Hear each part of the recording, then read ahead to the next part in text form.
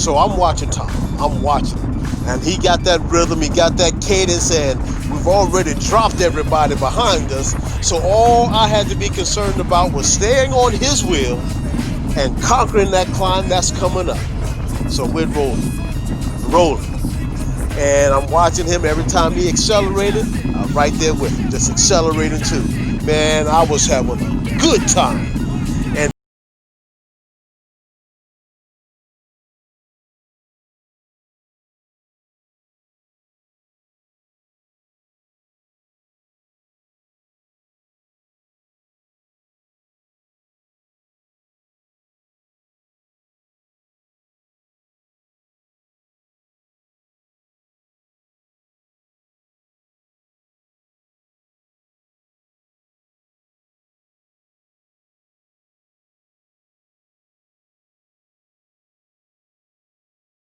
And on the floor is, did the tipping point make me or break me?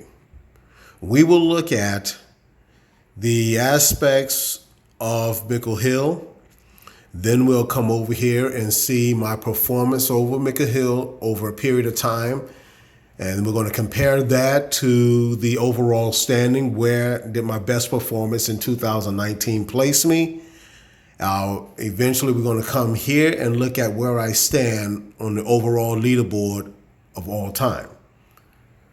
When we look at Mickle Hill, we see here that Mickle Hill is a 4% grade, average grade, and the distance is 0.18 miles. Now I'm going to raise this up so you get the chance to see the map of it. Okay. We come down Mickle Road also turns to 25 Mile Creek Road. So it's the same road. But when we get to this section here, we call it Mickle Hill Climb. Now, if we look here at the elevation graph for Mickle Hill, we start off at 1%, and then it starts to go up 3.9, 4.1. And when you hit these little bumps, it jumps 5.3. You get to the next bump, it jumps 7%. Then the next bump, it jumps up to, 8.1. And then the next bump, it jumps up to, I think that's 8.6. And then eventually it levels off back to about a 1.5%. So overall, the average grade is 4%. On December 7th, 2019, I set my PR at that time. It took me 47 seconds to do Mickle Hill with an average of 14.5 miles per hour, and my wattage was an average of 389. This was 13 days before the tipping point ride, all right, the tipping point video. So here, my best time, 13 days before I did the tipping point ride, it was 47 seconds with an average power outage of 389. So 47 seconds put me all time right here, see, tied with the others who did 47 seconds, tied for 125th place out of 393. So 47 seconds had me tied at 125 out of 393. Now, what happened after December 20th? The first thing I said was never again. I made a phone call. I got in contact with someone who I knew was an international coach. He and I talked, and I became a part of the TANAC Championship Coaching Program. I followed that program. This is June, all right, but I'm going to go back. We started working out. Let me get my cursor over here. Where is it at? There we go. We started working out all the way back in, I think it was within a month of the tipping point. All right, so let me see here. February, January. Yeah, there it is. So when we started working out, it was January 25th. And from that point on, I just followed the program that was structured, that was consistent, and I stayed committed. So that's what I was doing. So when people were asking me, what am I training for? My answer was always and still is today. I'm training to be better today than I was yesterday and better tomorrow than I am today. With that being said, we came down to a point where in July, I decided to go back and take that climb again. As a matter of fact, it was on this day, July 1st. What happened on July 1st, I had finished a series of intervals, 3 15-minute intervals with 1-minute accelerations. So after I finished all that, I was in this point right here, the recovery area, the cool down area. So we happened to end up come toward Mickle Road. And at that point, I said, let's hit it. Now, are you ready for this? I'm asking, are you ready? Where do I stand now? Well, on the leaderboard, here it is. Come on, where's my cursor? There it is. I am now 4th place out of 393.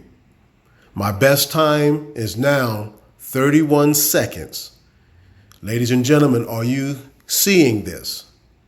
I went from 47 seconds in December, right here, 47 seconds in December, got dropped like a sack of potatoes. That tied me for 125th place overall. I did some training, not just some training, I did the right training with TNAC Championship coaching. And when I came back within 6 months and took Mickle Hill again, my time improved from 47 to 31. I improved 16 seconds. My wattage went from 389 to 552. You see that? My wattage increased 163 watts for that same time frame. My speed went from 14.5 to 22 miles per hour. 7.5 miles per hour increase in 6 months. That's training. That's structured training. That's committed training. That's the type of training that we do at Sharp Iron Riders with the TNAC Championship Coaching Program. So when I look at this and I see where I'm at, I am number 4 right here, overall, all time. And I just happened to do a couple of things. Matter of fact, I'm going to open it up, bam. And I'm going to check on a couple of things. Now, let's say, where do I stand for this year, 2020? Here, I'm number 3. Okay, 31 seconds. All right. And then I played with this just a little bit more. And I went down here. What about my age group? How am I doing in my age group? 55 to 64-year-olds. Well, 55 to 64-year-olds. All right, let me scroll. Ooh, number 1. Look at that. The closest person to me is, what's that? 8 seconds away and almost 200 watts behind me. All right. And then I said, what about if I go down to my weight class? Okay. A deuce and a quarter, 225 pounds. I said, where do I stand with that? Again, number 1. And the closest person to me is 24 seconds behind and about 100, just under 180 watts behind. So, ladies and gentlemen, structured training does work. And I also want to look at one other thing. Now, what about the person that's, let's see, that's number one? I think, let me see, let's go here. See all. And I think his weight class is right here, 150. Now, the person that holds number one right here, his weight class is 150 pounds, and his time is 29 seconds. Now, are you thinking what I'm thinking? If I am 60 to 70 pounds heavier and only 2 seconds behind the number one spot, I wonder if I lose another 10 to 15 pounds, if I can make up that, not 2 seconds to tie, but 3 seconds to win. I think I found my next tipping point.